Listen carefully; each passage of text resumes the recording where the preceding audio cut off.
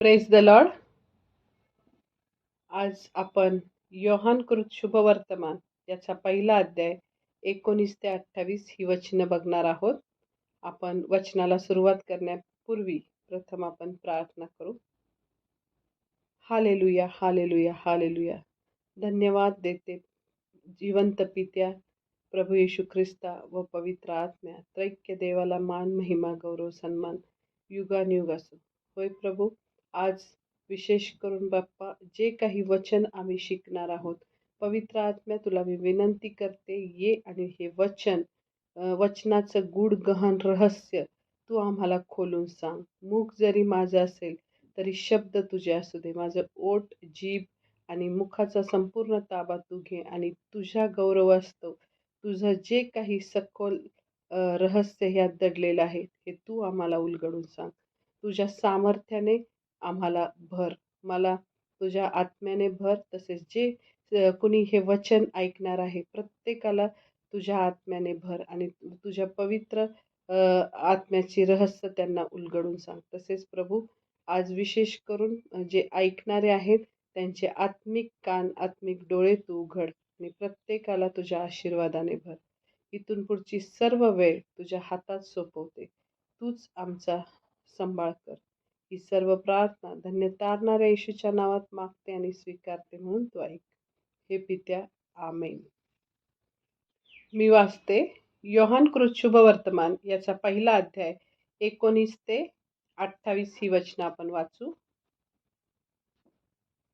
पुढे यहुद्यांनी यरुशलेमेहून याजक व लेवी यांना योहानाला आपण कोण आहात असे विचारावयास पाठवले. तेव्हाची त्याची साक्ष हीच आहे. त्याने कबूल केले, नाकारले नाही. मी ख्रिस्त नाही असे त्याने कबूल केले. तेव्हा त्यांनी त्याला विचारले, तर मग आपण कोण आहात? एलिया आहात काय? तो म्हणाला, मी नाही. आपण तो संदेष्टा आहात काय? त्यावर त्याने नाही असे उत्तर दिले. यावरून ते त्याला म्हणाले, ज्यांनी आम्हाला पाठवले त्यांना आम्ही उत्तर द्यावे, म्हणून आपण कोण आहात हे सांगा. स्वतःविषयी आपले काय म्हणणे आहे? तो म्हणाला, यशया संदेष्ट्याने सांगितल्याप्रमाणे परमेश्वराचा मार्ग नीट करा, असे अरण्यात ओरडणाऱ्याची वाणी मी आहे. पाठवलेली माणसे पुरुषांपैकी होती. त्यांनी त्याला विचारले, आपण ख्रिस्त नाही, एलिया नाही व तो संदेष्टाही नाही, तर बाप्तिस्मा का करता? योहानाने त्यांना उत्तर दिले, मी पाण्याने बाप्तिस्मा करतो. ज्याला तुम्ही ओळखत नाही असा तुम्हामध्ये एक उभा आहे. तो माझ्या मागून येणारा आहे. त्याच्या पायतानाचा बंध सोडवण्यास मी योग्य नाही. यार्देनेच्या पलीकडे बेथानीत योहान बाप्तिस्मा करीत होता. तेथे ह्या गोष्टी घडल्या. आमेन. तर आपल्याला इथं कळलं आहे आत्ताच्या वचनातून की बाप्तिस्मा करणाऱ्या योहानाने संदेश देण्यास आरंभ केला होता आणि तेव्हा त्याचे ऐकण्यासाठी, त्याच्याकडून बाप्तिस्मा घेण्यासाठी पुष्कळ लोक येत होते. आणि त्या यहुदी पुढाऱ्यांनी त्यावेळी योहानाविषयी ऐकलं आणि त्यांना असं वाटलं की हा कोण आहे योहान नावाचा जो संदेष्टा आहे. अनेक लोकांनी त्यांना सांगितलं की नाही का, तो बाप्तिस्मा करतो. मग तो कोण आहे त्याची चौकशी करण्यासाठी त्या यहुदी पुढाऱ्यांनी काय केलं, यरुशलेमेहून याजक आणि लेवी यांना पाठवलं. याजक आणि लेवी म्हणजे आपल्याला माहिती आहे की नाही का, जसे काय ते पास्टर लोक होते, त्यांना योहानाची चौकशी करण्यासाठी योहानाजवळ पाठवलं. का तर बायबलमध्ये जुन्या करारात लिहून ठेवलं होतं की मसीहा येणार आहे आणि तो म्हणजे मसीहा म्हणजे येशू ख्रिस्त येणार आहे आणि तो त्याचं राज्य स्थापन करणार आहे. असं बरेच वचनं जुन्या करारात आहे. म्हणून त्यांना असं वाटत होतं की हा जो बाप्तिस्मा करतो योहान, तो ख्रिस्तच आहे का काय, हे त्यांना नीट जाणून घ्यायचं होतं. म्हणून ते यहुदी पुढाऱ्यांनी त्यांच्याकडे याजक आणि लेवी अशा लोकांना काय केलं, योहानाकडं पाठवलं.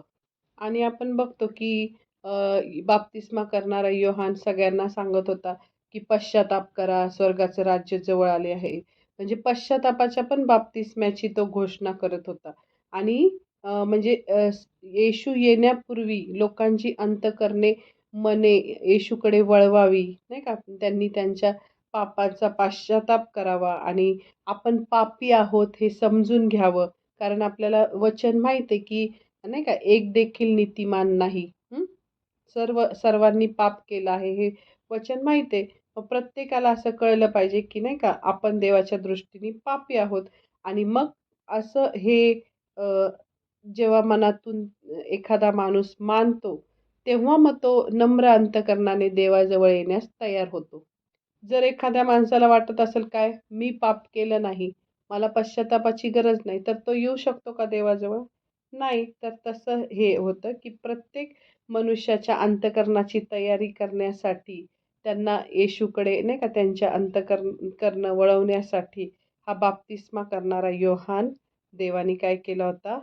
पाठवला होता. आणि मग प्रत्येक म्हणजे माणूस पापी आहे हे योहानाने त्यांना पहिलं सांगितलं होतं, की नाही का, तुम्ही सर्वजण पापी आहात आणि तुम्हाला प्रत्येकाला तारणाऱ्याची काय आहे?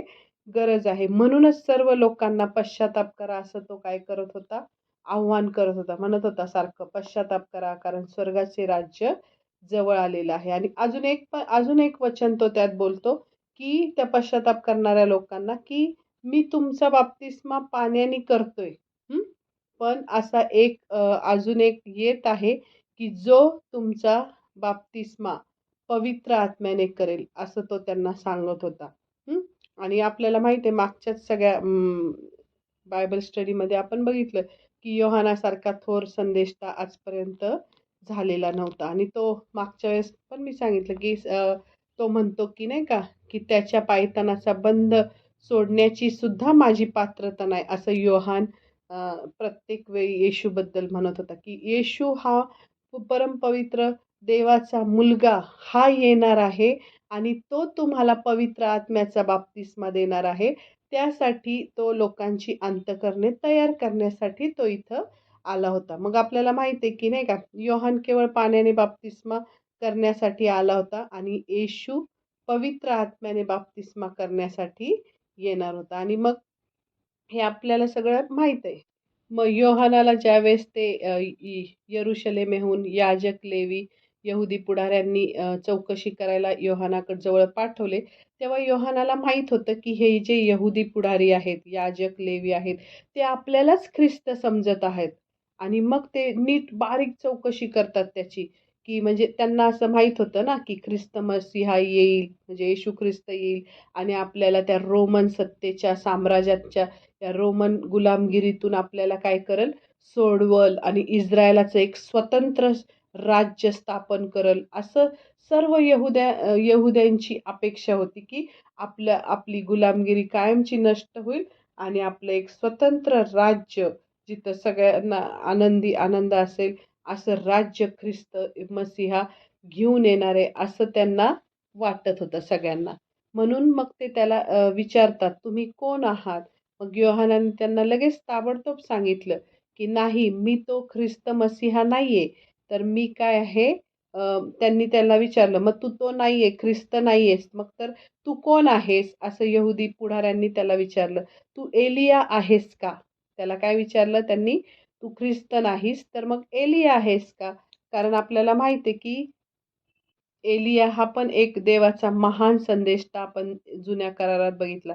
किती मोठे-मोठे चमत्कार त्यांनी केले. देवाने त्याला मरणाचा अनुभव येऊ दिला नाही. तर त्याला रथातून स्वर्गात नेलं. आपल्याला माहिती आहे दुसरे राजे 2रा अध्याय 11वं वचनमध्ये आपल्याला माहिती आहे. आणि मग त्यावेळेस असं भविष्यवाणी होती, की परमेश्वराचा मोठा व भयंकर दिवस येण्यापूर्वी एलिया संदेष्टा परत येईल, असे मलाकी संदेष्ट्याने भाकीत केले होते. काय सांगितलं होतं एलिया संदेष्ट्याने? परमेश्वराचा मोठा व भयंकर दिवस येण्यापूर्वी एलिया संदेष्टा परत येईल, असे मलाकी संदेष्ट्याने काय केली होती? भविष्यवाणी केली होती. मलाकी 14:5 मध्ये ही भविष्यवाणी आहे. मग त्यांना असं वाटत होतं, की मसीहा येण्यापूर्वी खुद्द एलिया स्वतःच परत येईल, असं त्या म्हणजे भविष्यवाणीचा अर्थ त्यांनी काय केला? काढला होता. आणि मग त्यांना म्हणजे असं वाटत होतं, की हा बाप्तिस्मा करणारा योहान एलिया आलाय का? असं म्हणजे पुन्हा तो जुन्या करारातला एलिया संदेष्टा तो आलाय का? मग तो लगेच योहान त्यांना स्पष्ट सांगतो, नाही, मी एलिया सुद्धा नाही. म्हणजे त्यांनी त्यांना विचारलं आधी, "तू ख्रिस्त आहेस का?" तो म्हटला, "नाही." मग नंतर विचारलं, "तू एलिया आहेस का?" मग ते म्हटला, "नाही, मी एलिया पण नाहीये." मग त्यांना वाटलं, की त्यांनी विचारलं, "मग तू संदेष्टा आहेस का?" असं योहानाला विचारलं.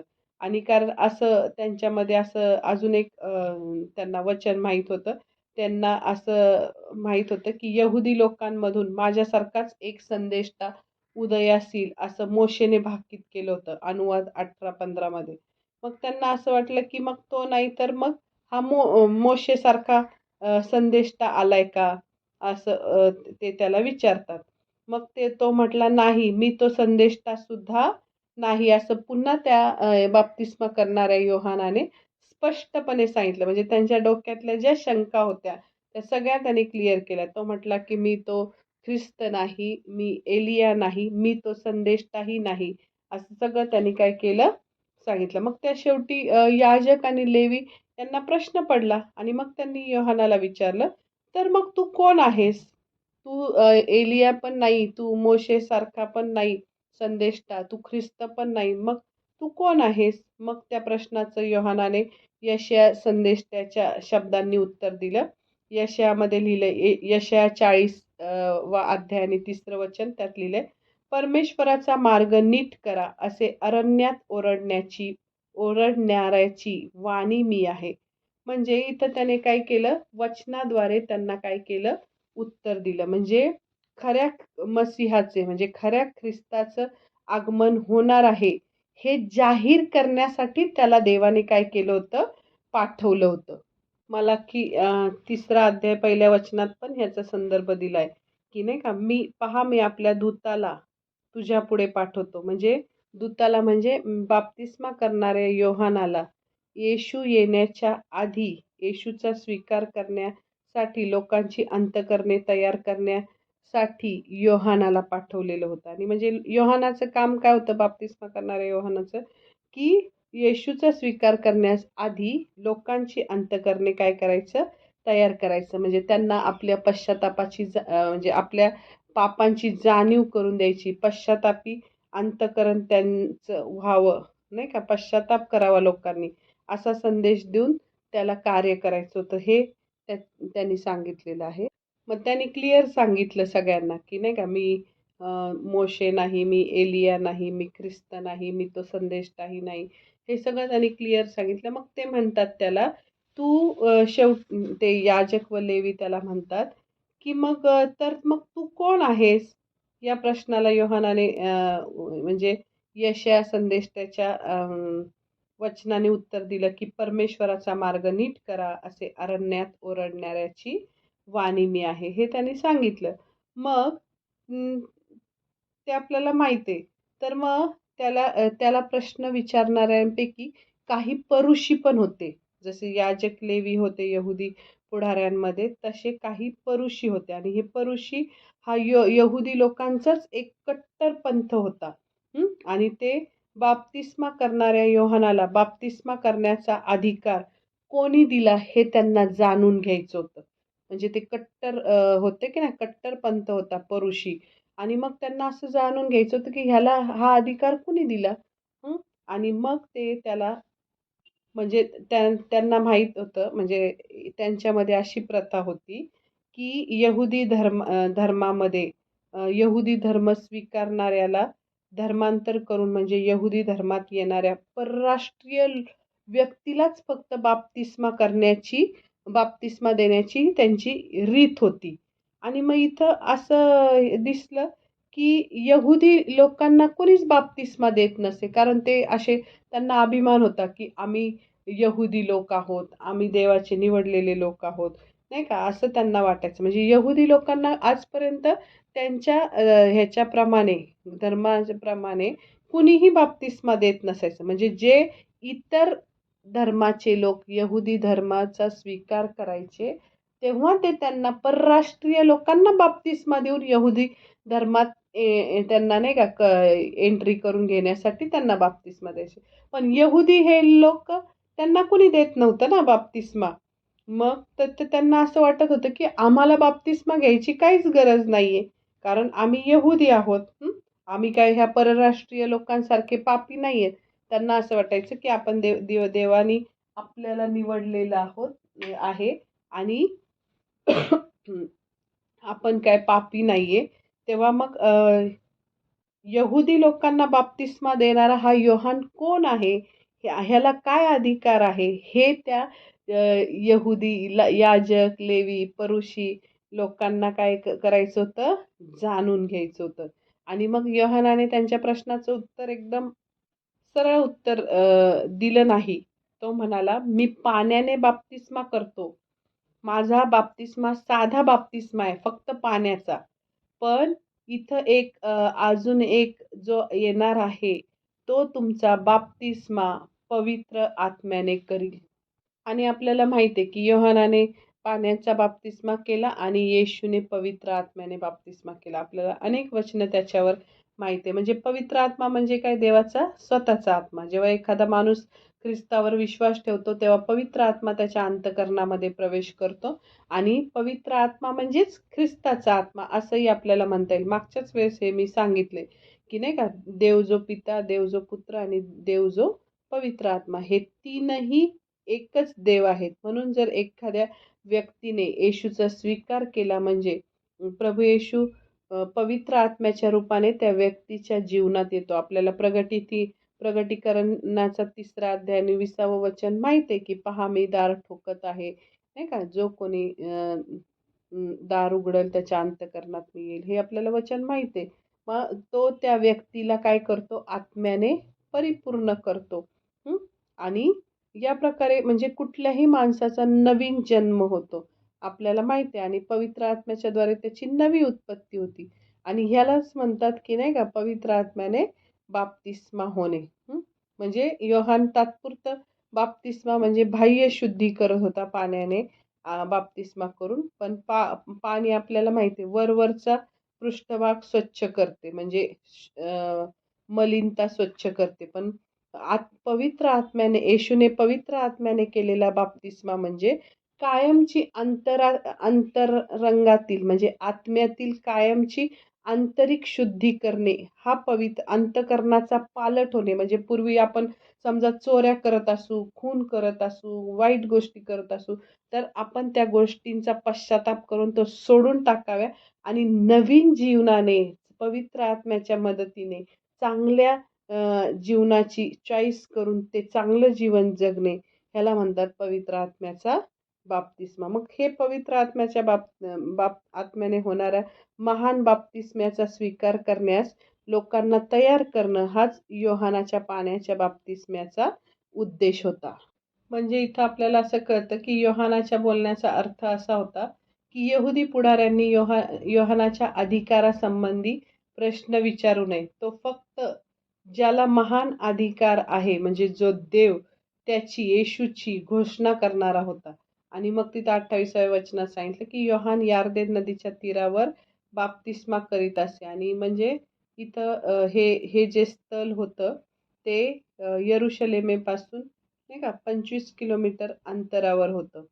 म्हणजे ते आणि तिथं त्यांनी उल्लेख केलेलं बेथानी हे स्थळ पण म्हणजे बेथानीमध्ये कोण? मार्था आणि मरिया यांचं काय होतं? घर होतं. या भिन्न-भिन्न जागा पण तिथं त्या याच्यापासून जवळ होतं.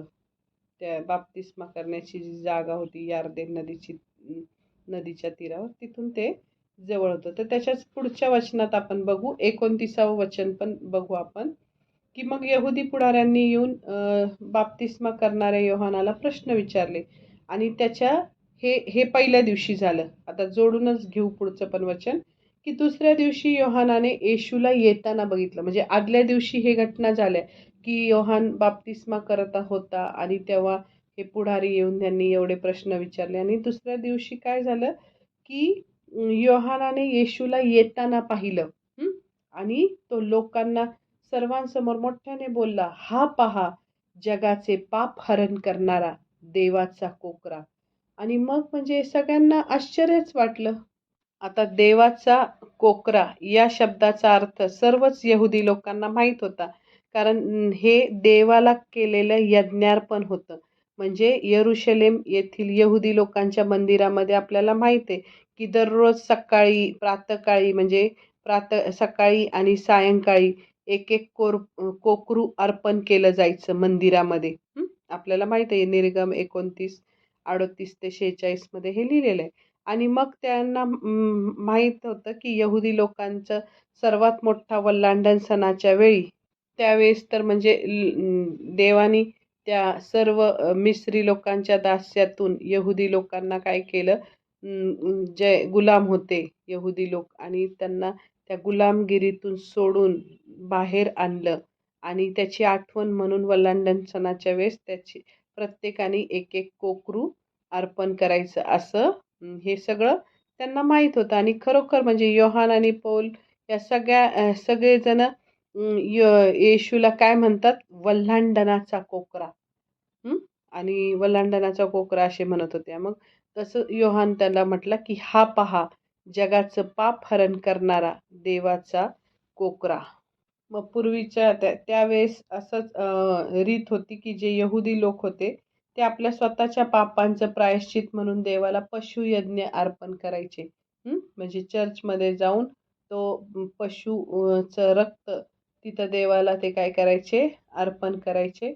आणि मग हा वधलेला पशु म्हणजे पापासाठी प्रायश्चित्त असायचं. का म्हणजे आपलं जे पाप आहे ते सगळं त्या वल्हांडणाच्या त्या कोकऱ्यावर म्हणजे पशुवर लादलं जायचं. त्यामुळं तो आणि त्याला नाही का मरावं लागायचं आणि मग हे जे यहुदी लोक ते पापापासून शुद्ध झाले असा त्याचा अर्थ असायचा, की म्हणजे यज्ञामध्ये पशु अर्पण केल्याने त्या यहुदी लोकांचा पापदोष दूर होऊन त्यांना देवापासून क्षमा मिळत असे असं त्याचा अर्थ होता. आणि मग त्या पापी व्यक्तीला जी शिक्षा व्हायची असायची ती तो यज्ञाचा तो पशु ते जे अर्पण करायचे ना मंदिरात त्या पशुवर ती शिक्षा यायची. आणि मग असं म्हणता येईल त्याच्यावरून, की त्या वधलेल्या पशुने त्या व्यक्तीचं पाप दूर केलं. असं जसं त्याच्या रक्ताने ह्या व्यक्तीचं पाप दूर केलं असं त्याचा अर्थ होतो. मग त्याच प्रकारे संपूर्ण जगाचं पाप हरण करण्यासाठी ख्रिस्ताचं यज्ञार्पण करण्यात आलं. संपूर्ण जगाचं पाप नष्ट करण्यासाठी ख्रिस्त हा यज्ञाचं वल्हांडणाचं जे कोकरू जे पशु ज्या वेळेस ते लोक स्वतःचं पाप दूर करण्यासाठी ते कोकरू अर्पण करायचे की नाही, प्राणी अर्पण करायचे, तर संपूर्ण जगाच्या पापापासून मुक्ती मिळवण्यासाठी जगाला त्यासाठी एकाच रक्त द्यायचं ठरवलं. मग तिथं पशु चालला असता का? नाही. संपूर्ण मानवजातीच्या पापांपासून मुक्तता देण्यासाठी निर्दोष रक्त हवं होतं देवाला. मग ते निर्दोष रक्त कोण होतं? कोणाचं होतं? की येशूचं, ज्याने कधीच जन्मापासून कधीही पाप केले नाही असा माणूस तो यज्ञासाठी परफेक्ट होता. आणि मग म्हणजे आता जगाचं पाप म्हणजे प्रभू येशू ख्रिस्तावर विश्वास ठेवणाऱ्या सर्व लोकांचं पाप तो काय करणार होता, म्हणजे वाहून नेणार होता. म्हणजे संपूर्ण जगाचं पाप त्याला वाहून न्यायची आज्ञा दिलेली. आणि मग जो यशया संदेश त्याने त्याच्या साठी भाकीत केलं होतं की नाही, की तो दोषार्पण होता आणि त्याच्या बलिदानामुळे आणि विश्वासणारे कायमचे त्यांच्या पापांपासून मुक्त होतात, शुद्ध होतात. अनेक त्याच्यासाठी वचन आहे. आणि योहानाला हे माहीत होतं, की येशू केवळ मसीहाच नाही तर तो देवाचा कोकरा आहे. आणि म्हणजे त्याच्याद्वारे संपूर्ण जगाची पापे धुतली जाणार आहेत. तो आहे सर्व अतिशय थोर आणि महान असं सत्य होतं. म्हणजे ख्रिस्त खुद्द देवाचा स्वतःचा पुत्र होता आणि लोकांना तारण द्यावं यासाठी येशू ख्रिस्त तारणारा म्हणून या जगात आला. आणि तो काय लोकांचं सक्तीने तारण करण्यासाठी तो जगिक राजा असा आला नाही, की जगिक राजा कसा आज्ञा करतो, त्याच्या आज्ञा पाळाव्या लागतात. तर तसं त्यांनी सक्तीचं तारण करण्यासाठी तो आलेला नाही, तर आपल्या मृत्यूने लोकांचं तारण करण्यासाठी कोकरू होऊन तो आला.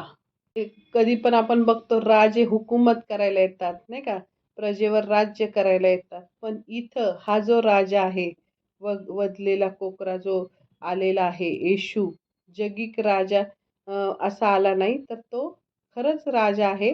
पण तो इथं पृथ्वीवर येताना तो वधलेला कोकरू म्हणून कोकरू म्हणून तो आलेला आहे. म्हणजे तिथं आता वचन लिहिलेलं आहे, वधलेला कोकरा हाच योग्य आहे. राजासनावर बसलेल्या ह्याला व कोकऱ्याला धन्यवाद, सन्मान, गौरव व पराक्रम ही युगानयुग आहेत. प्रगटीकरणाच्या पुस्तकात 5व्या अध्यायात हे लिहिलेलं आहे.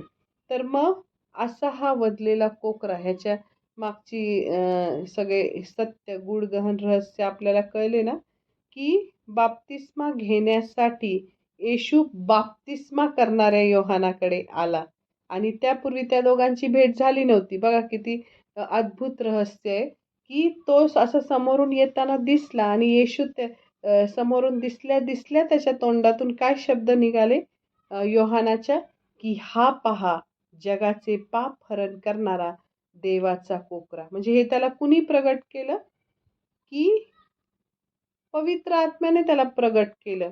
योहान म्हणाला, मी त्याला ओळखीत नव्हतो. वचन 31 मध्ये आपण बघतो, आत्ताचा योहान 1:31 मध्ये लिहिलेलं आहे, की योहान म्हणाला, मी त्याला ओळखीत नव्हतो.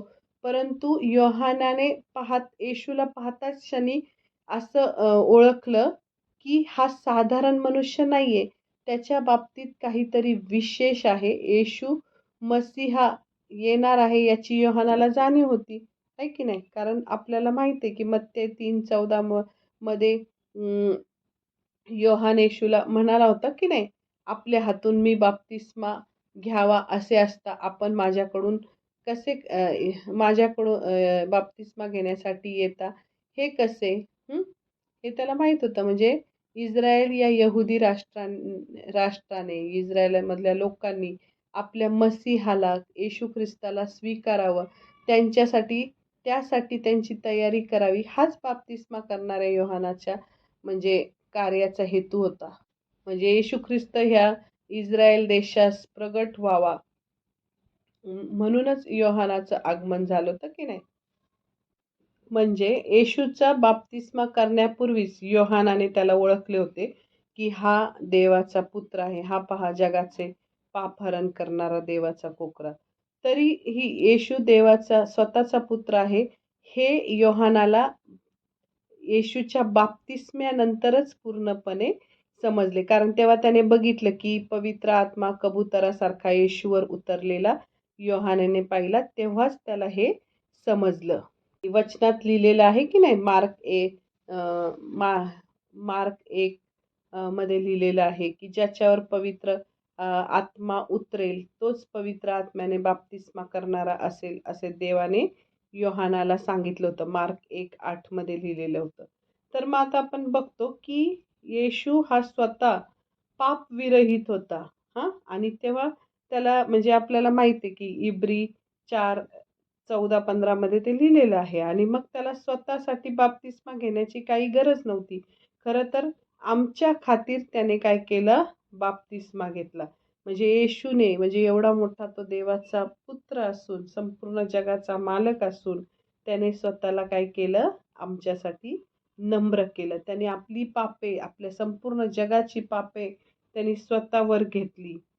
आणि तो आला आणि आमच्या पापांबद्दल आम्हाला जी शिक्षा होणार होती, ती त्याने सगळी आपल्याला होणारी शिक्षा त्याने स्वतःवर घेतली. आणि म्हणजे आपल्याला त्याची गणना अपराध्यांमध्ये झाली. म्हणजे आपण अपराधी होतो ना पापांबद्दलचे, तर त्यालाच अपराध्यामध्ये गणना त्याची झाली. आणि म्हणजे यशया 53:12 मध्ये आपण वाचतो. पण इथं सांगितलं, की मत्ते 3:13-15 या वचनाप्रमाणे असं सांगितलं, की सर्व धर्माचरण पूर्ण करण्यासाठी येशूचा बाप्तिस्मा झाला. म्हणजे येशूने मनुष्याचं रूप धारण करून पृथ्वीवर यावं, माणसाची पापे स्वतःवर घ्यावी आणि मानवाच्या जागी त्या पापांची सर्व शिक्षा भोगावी, ही देवाची इच्छा होती. म्हणजे परमपवित्र पित्याची काय इच्छा होती, की येशूने मनुष्याचं रूप धारण करून खाली यावं, पृथ्वीवर यावं आणि मानवाची सगळी पापं त्याने स्वतःवर घ्यावी आणि मानवाला जी होणारी शिक्षा होती ती शिक्षा त्याने भोगावी आणि नंतर असं ते देवाची इच्छा होती आणि मग आपल्याला म्हणजे ती शिक्षा आपल्याकडून काढून टाकली. आपल्याला रोम 8:1 मध्ये माहिती आहे ना, ख्रिस्त येशूमध्ये असणाऱ्यांना दंडाज्ञा नाही. म्हणजे ज्यांनी येशूवर विश्वास ठेवला त्यांना दंडाज्ञा नाही. म्हणजे त्यांना शिक्षा नाही. हे आपल्याला वचन माहीत आहे, म्हणजे पाठ झालेलं आहे. तर मग मनुष्याची पापे स्वतःवर घेण्यासाठी येशू आला होता. म्हणून त्याने इतर लोकांसारखं बाप्तिस्मा घेणं गरजेचं होतं. हं. आणि म्हणून योहान 34व्या वचनामध्ये सांगतो, की ज्याच्यावर पवित्र आत्मा उतरेल तोच पवित्र आत्म्याने बाप्तिस्मा करणारा असेल, असे देवाने योहानाला काय केलं होतं? सांगितलं होतं. आणि तो म्हणून योहान आता अगदी ठामपणे सांगतो, की मी स्वतः पाहिले आहे व साक्ष देतो, की हा देवाचा पुत्र आहे. 34व्या वचनात हे बोलतो. मग हळूहळू सगळ्यांना समजलं, की येशूच हा देवाचा पुत्र आहे. येशू कोण आहे ते सगळे हळू-हळू म्हणजे इतर शिष्यांनाही समजलं. म्हणजे सर्वात म्हणजे ज्यावेळेस अतिमहत्त्वाचा क्षण आला, जेव्हा प्रमुख शिष्य पेत्र याने काय केलं, येशूपाशी कबुली दिली आणि तो येशूला म्हणाला, "आपण ख्रिस्त जिवंत देवाचे पुत्र आहात." मत्ते 16:16 मध्ये ते लिहिलेलं आहे की नाही? तर म्हणजे अशा प्रकारे येशूला जिवंत देवाचा पुत्र मसीहा हे सगळ्यांना समजलं होतं, की तोच तो आहे.